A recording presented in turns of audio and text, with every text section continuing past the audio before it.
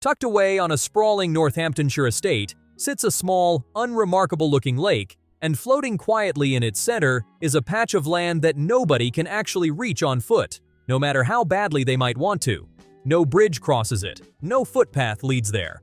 Charles Spencer had the crossing torn out years back, and he explained his reasoning openly at the time. The water, he said, exists specifically to keep away what he termed the deranged and the morbid. He added that the marshy ground beneath serves as a further obstacle for anyone determined enough to try wading across anyway. Fast forward to last Thursday's Instagram upload. It's ghoulish. That's the only word that can explain Prince Harry and Meghan Markle sharing a private picture of their so-called private children, Archie and Lily, on their so-called private vigil to lay flowers. 11 images total. Buried within that gallery, a father with 2 young children captured from behind, moving along a tree-lined pathway. He's holding flowers. His son carries some too. I've genuinely turned this specific image over in my mind for nearly a full week straight now, examining it from every angle I can think of, and my conclusions run in a considerably different direction than what everyone else currently arguing about it online seems fixated on. The dominant conversation this week has revolved entirely around taste.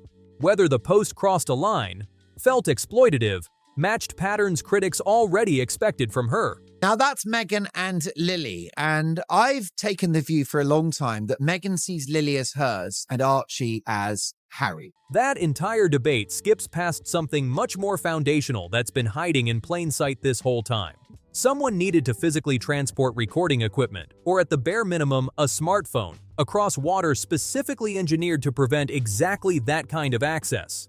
Someone needed authorization, permission, a boat, a code, an invitation, whatever mechanism actually applied, to set foot on land a bereaved brother deliberately isolated from the outside world. Which leaves one obvious unanswered question: who granted entry? I would now use Charles Spencer's words directly to describe the acts of Prince Harry and Meghan Markle. You too are insane and ghoulish. You too have no respect for Princess Diana's resting place. And also all of us who have to put up with your constant briefings about privacy. And then you post the most intimate photos that we have never seen of members of the royal family unless they've been taken by paparazzi. Like, no, we don't want to see Meghan's ass cheeks, okay, while she's watching her children in the water. Please. The landowner himself has offered zero public commentary since this broke. Silent Thursday when the photos surfaced. Silent Friday as commentary exploded across social platforms. Silent through the weekend entirely. Still silent right now, nearly a full week later. Meanwhile, his personal social feed contains nothing more recent than a vintage snapshot. Kids on a swing set from 1966.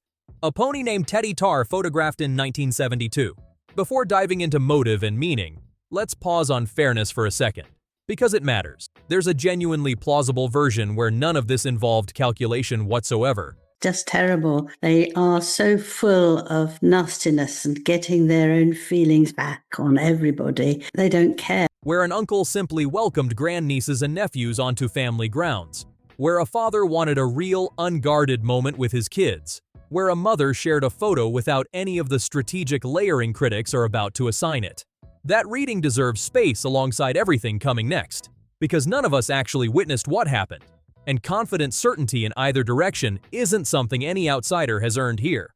So let's genuinely dig into why this particular story exploded the way it did across social media this week, regardless of which specific explanation ultimately turns out to be the accurate one. I just don't understand how Harry could want to do this. This is for his mother, who he loves, so he says, and to turn it into a show is just beyond anything. And it's amongst all sorts of things that they've done in what they call their summer holiday, because I don't know what they're doing. Not a face do you see, not a face of these little ones. They're always back to the camera. And you just think, oh, what are they doing? They're 5, 7. I mean, it's just disgusting. Before we even get to the flowers, sit with a specific figure. Days before this story broke, a longtime Fleet Street Royal reporter was asked directly what a photograph of Meghan alongside those 2 kids, taken on British soil, would command financially. His answer came instantly, comfortably 6 figures. He backed that estimate with precedent. When Sarah Ferguson got photographed unexpectedly in Saint-Tropez back in 1992, that particular image set fetched a full £1 million. Keep that figure in mind because what actually transpired here becomes genuinely bizarre by comparison. Throughout this entire visit, British tabloids came up completely empty. No shots at arrival or departure, nothing captured roadside. No telephoto lens finding a gap in the hedgerow. Not even a blurry glimpse of the vehicle transporting them to see the king. And does not show the children's faces, and so that therefore this is somehow their privacy is being protected. It's completely absurd, frankly, because what Meghan is doing by not showing the faces or by revealing them very slowly, by revealing side portions or half portions, is feeding what marketers call a curiosity. The security around this trip held completely and remarkably. Publications that have spent a decade and a half hunting exactly this kind of material publicly conceded the operation had been executed flawlessly, which quietly contradicts a narrative we've absorbed for roughly 6 years running. Supposedly, this is a family incapable of setting foot in Britain without being relentlessly tracked down. Yet here, they apparently flew in, traveled the length of the country, met privately with the monarch, spent 2 nights on a secluded estate, and departed again, completely unphotographed the entire time, meaning genuine privacy was accessible to this family throughout. It just wasn't particularly valuable to them in that moment. But I do think the timing is just odd. You know, it was dropped on a Thursday. Prince George's birthday was on Wednesday. On Thursday, people were still talking about the photos and still talking about Prince George's future when Meghan decides that's the appropriate day to drop photos of her children. So it is a little odd. It's a little just thirsty, you know. Back to me. I need the attention. Come on. And then Meghan turned around and released it herself, free of charge, on Instagram. Sit with that particular contradiction because it's genuinely peculiar on its face. Nobody voluntarily surrenders an asset worth 6 figures purely out of kindness. You release something like that deliberately when what it buys you exceeds whatever cash value it carries, which suggests the photographs themselves were never really the point. The message riding along with them was. And whatever that underlying message actually was, according to critics, it had very little to do with celebrating anyone's birthday. If this angle on the story is landing with you, tap that like button. This channel exists specifically to chase down the parts of these stories that everyone else glosses over. Time to properly introduce Charles Spencer as an actual person here, because roughly 2 weeks of ongoing coverage have quietly demoted him down to a mere footnote inside his own family's unfolding story, and that particular framing is genuinely and demonstrably inaccurate. Charles, you are a legend of Fleet Street. Can you give us a ballpark figure of the value of a photograph of Meghan and the kids back in the UK? What would that go for? Oh, 6 figures without a shot. Wow. Meghan's got her cell phone ready to go. Yeah, but I mean, if you remember when Fergie, the former Duchess of York, got caught having her toes sucked in Saint-Tropez, those pictures went for £1 million. So you're talking about that sort of level. Wow. You're talking about that sort of level of payment. Here's a man who has personally overseen that island like a guarded stronghold for nearly 3 decades. When Netflix approached him about filming Althorp scenes for The Crown, he shut the request down publicly and made clear he found the ask almost insulting to consider. He's also gone on record stating that over a 20-year span, 4 separate attempts were made to physically reach his sister's remains. 4 attempts. He personally blocked every single one. That's the actual origin of the water barrier.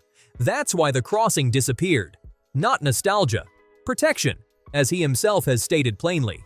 And yet during the 2nd week of July, he apparently welcomed this entire party onto the grounds for an extended stay. The circulating account claims a specific condition was attached beforehand. Absolutely no cameras. Assuming that's accurate, what reportedly happened next takes real nerve. Whether that boundary originated with the king himself or with Spencer directly, there's an obvious loophole one American commentator flagged early. Banning cameras doesn't automatically ban phones. No film crew, no production van, no lighting setup. But apparently nobody explicitly ruled out a smartphone tucked away in someone's pocket. A total betrayal, having promised King Charles that their UK return would be private and discreet. The Sussexes have proved once again that they cannot be trusted. You cannot do business with these people. Now, it's my understanding that King Charles was very clear about the ground rules for the Highgrove House gathering, which I'm told was barely an hour in length. And the rules were very clear. No photos, no publicity, no interviews. Good luck with that! Something crossed that water and captured these images. That much is beyond dispute. What remains genuinely unclear is exactly how that device made the journey and who cleared the way. So pick a version. Either Spencer greenlit the visit and got blindsided by the fallout that followed, or he refused entirely and learned about the breach on Thursday morning right alongside everyone else. Honestly, I couldn't tell you which. And I genuinely welcome him clarifying, because his continued silence is carrying an enormous amount of interpretive weight right now, in either direction. Now we arrive at the part of this entire saga that's actually bothered me the most throughout, and it's something almost nobody in the wider commentary seems genuinely willing to state directly out loud. So Meghan couldn't resist, could she? She just couldn't help herself, bending the rules with a huge photo drop on her Instagram, publicizing her UK return. She had to show off. She had to flex her muscles. She had to send a very clear message. I am back. I'm the Duchess with a capital D, and I'm an English royal princess all over again. And this is just the beginning. Meghan doesn't actually appear in that photograph. Check again if you're skeptical. She's simply not present. What is present? Harry, a boy around 7, a girl around 5, and armfuls of flowers, moving along a pathway that Harry's own uncle intentionally made nearly impossible to access. Nobody understands the significance of that removed bridge better than Harry does. He documented it himself in his own memoir, explaining plainly that the crossing was eliminated specifically to shield his mother from intrusion. He knew the terms of that arrangement intimately. He then published that exact explanation across 40 language editions worldwide. Here's a considerably tougher comparison point. July 1st, 2017, the date that would have marked Diana's 56th birthday. A modest private rededication ceremony took place at that same grave. William attended, Catherine too. Harry was present as well, alongside 2 of his nephew and niece from the Wales side, with the Archbishop of Canterbury personally officiating. No images from that day ever reached the public. Not a single one. It was designed to remain fully private, and it did, without anyone ever needing that arrangement explained or justified. Well, Spencer has not stopped exploiting Princess Diana. The only reason why 99.99% of the people go to the tours at Althorp is because Princess Diana grew up there, but most importantly is she's buried there. Harry and Meghan have changed everything. So Harry has literally stood on that identical ground beside his brother. Under a mutual agreement, everyone present respected completely. 9 years on, he retraced that same route with a camera device somewhere among the group, and the resulting images were making global rounds by Thursday afternoon. Remember, this is someone who spent half a decade insisting that others have profited endlessly off his mother's story. Through books, through documentaries, through litigation, through a Netflix deal, through his own memoir. His entire public grievance centers on the accusation that people commercialized her memory without consent. And in this specific instance, he was the one physically carrying the bouquet. Nobody forced his hand there. What stands out is how thoroughly this week's coverage has funneled responsibility toward her exclusively. She's the one who posted.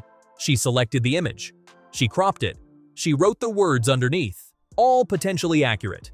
But critics note it's also remarkably convenient. I'm going to call this Project Diana. We've seen Harry and Meghan, especially Meghan, using Archie and Lily now as part of the Sussex brand. But Diana's next. It's going to be a Diana documentary. Netflix will make it. They'll pay Harry and Meghan a lot of money for it. William will be furious because it will be made without his permission. It's his mother's too. It allows a 41-year-old man to walk that exact avenue carrying lilies and somehow get recast in the retelling as merely present rather than participating. He wasn't dragged there against his will.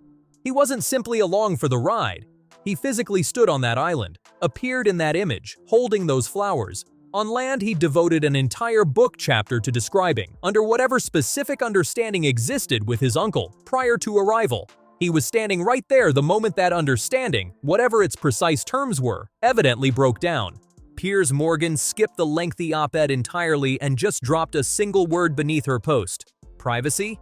Nothing more. Crystal ball has turned out to be true so far. In a couple of weeks, maybe 2027, Meghan Markle is going to come out with a limited edition Princess Diana as ever candle. Okay, I hope when she drops the Princess Diana candle, it actually has a wick. Okay, Prince Harry, he's wickless. He has no wick. She's witless. This is absolutely on another level. Like, did she go and sprinkle flower sprinkles at Diana's gravesite? I won't be shocked. Is that the next Instagram video that we're going to get? Regardless of your general opinion of him, he's not wrong on this particular count. Now, line up 2 specific calendar dates, because once positioned side by side, the pattern becomes impossible to ignore. Wednesday, July 22nd, William and Catherine released an official portrait marking their eldest son's 13th birthday, photographed on a Kensington Palace staircase. Understated, genuinely charming. Thursday, July 23rd. 11 images surface from Montecito, exactly 24 hours apart. That's the entire span separating them. Worth clarifying directly, since plenty of online chatter has this wrong. Theories claiming the timing connects to some commercial launch, tying it to honey or jam or wine, don't hold up. That particular lavender honey product actually launched 3 full weeks prior and had already cycled out of news coverage entirely. So the calendar alignment isn't pointing toward retail at all. It's pointing squarely at a birthday. Interpret that overlap however you'd like. Which leads to the genuinely strangest wrinkle in this whole affair, surfaced by a royal correspondent who's been monitoring this exact pattern for a solid year. The specific window captured in these photographs, pool time, the family dog, a modest seaside dinner spot, wine and laughter, represents the identical stretch of days that Sussex-aligned sources were reportedly framing, at the time, as an unfolding disaster. Statements drafted, then quietly retracted. An ongoing standoff with UK authorities over security arrangements.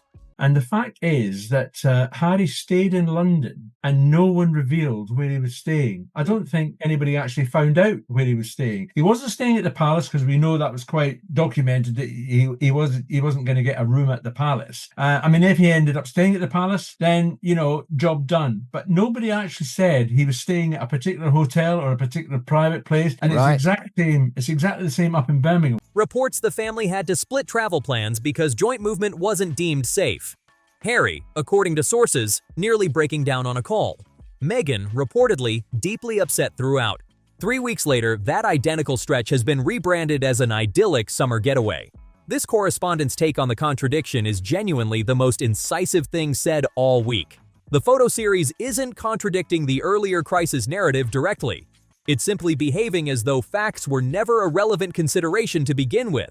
And that observation lands hard, because you genuinely cannot debate someone who isn't actually constructing an argument. The family outing to go see the grave on private property. Not to mention, Diana's brother, the Earl, had said no cameras. And by that, he meant no camera crews. But he clearly didn't mean a camera phone, which means, of course, when they went over to the island, there was obviously a camera phone with them. Is there photos?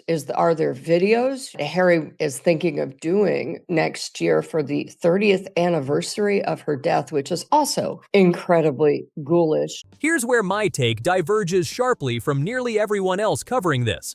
The prevailing sentiment all week insists this location is untouchable, sacred ground, and that Diana would have been horrified by any of it.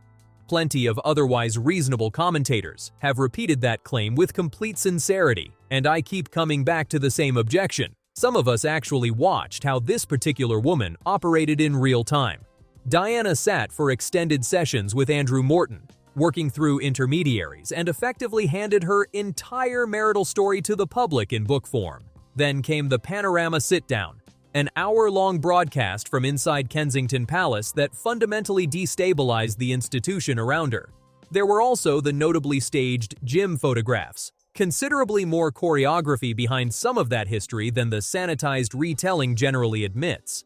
Few people who've ever carried that title understood image management as intuitively as Diana did. Just a couple of weeks ago, Meghan Markle had the front to brief the mainstream media that it was her who was never going to release pictures of the children with King Charles. It was her who's so determined to protect their privacy. And then this dump on Instagram, when finally it's revealed by people within the mainstream media that life within this marriage ain't happy. We know that Prince William's strongly held and deeply passionate view is that this site must remain sacred. By most accounts, she deployed photography deliberately as leverage against an institution that had shut her out entirely. It worked spectacularly, and arguably explains why her story still dominates conversation decades on. Which means the assumption that a photograph would have automatically offended her deserves serious pushback before anyone treats it as obvious fact. On a related note, this exact burial site has already been at the center of a commercial controversy once before, and Meghan wasn't remotely involved that time. Charles Spencer himself opened the grounds to paying visitors on his sister's birthday back in 1998, charging roughly $16 per ticket, prompting Elton John to publicly slam the arrangement as thoroughly distasteful. That's before even mentioning her name eventually appearing on margarine packaging. Rarely does anyone bring that particular chapter back up. Here's the detail that quietly dismantles any notion that photographing a royal gravesite is somehow universally forbidden. Back in September 2022, Buckingham Palace itself published an official image of the late Queen's memorial stone at Windsor. The institution released that photograph directly, no controversy attached, so there's no sweeping, unbreakable taboo governing this territory generally. What exists is one narrow, specific arrangement tied to one particular island, rooted in 4 documented break-in attempts targeting an actual body, not some blanket religious prohibition against ever photographing a resting place. So here's my honest read on everything since Thursday. Critics argue she didn't technically violate any explicit Diana-era rule. She essentially borrowed Diana's own approach instead, controlled disclosure. An image engineered to appear spontaneous while actually being nothing of the sort. Visuals that communicate precisely the intended message while she personally stays quiet and lets the internet do all the talking on her behalf. That approach wasn't invented in Montecito. By most accounts, it originated at Kensington Palace back in 1992, devised by a woman genuinely cornered with no remaining alternatives. And evidently it still works, because more than 3 decades later, her son's wife appears to be running essentially the same playbook. And if you're wondering why William is reportedly seething quietly over an image he's declined to publicly address at all, my read isn't that this is about a lake, or hedges, or even flowers specifically. He came of age directly inside the aftermath of that exact media strategy, watched firsthand what it cost his mother when he was barely 12 years old, and then deliberately built his entire adult approach around doing precisely the opposite, often at genuine personal sacrifice. Now, by this reading, he's watching that same weaponized approach get revived and aimed back in his direction, wielded by his own sister-in-law. Call it a simple disagreement over taste if you want. To plenty of observers, it reads considerably more like someone appropriating your mother's exact voice, specifically to talk over you with it. Which returns us once again to that stretch of quiet water, and to the man standing silently on its far shore, offering nothing at all to the swirling conversation happening well beyond his gates. One royal commentator actually made the single most reasonable observation offered all week, and it's largely been drowned out. His argument breaks down simply. These photographs were reportedly captured at Althorp, meaning Spencer family land. If the Spencers consented, then nothing improper occurred whatsoever. No trespassing, no ambush, no smuggled equipment. Just an uncle inviting his late sister's son and 2 grandchildren she never got to meet onto his own property, followed later by a mother sharing photographs publicly. Slightly clumsy perhaps, but hardly scandalous in substance. Except if that's genuinely what unfolded, why the continued refusal to just confirm it? A single sentence would suffice. Something like, "They visited as my guests, and I welcomed them gladly." That alone would end this entire controversy by lunchtime. Instead, we get a 1966 swing photo, a 1972 pony, nothing further. There's potentially one more layer here worth considering. Prior to these photographs ever surfacing, rumors were already circulating about a documentary reportedly being developed for next year, timed to the 30th anniversary of Diana's death.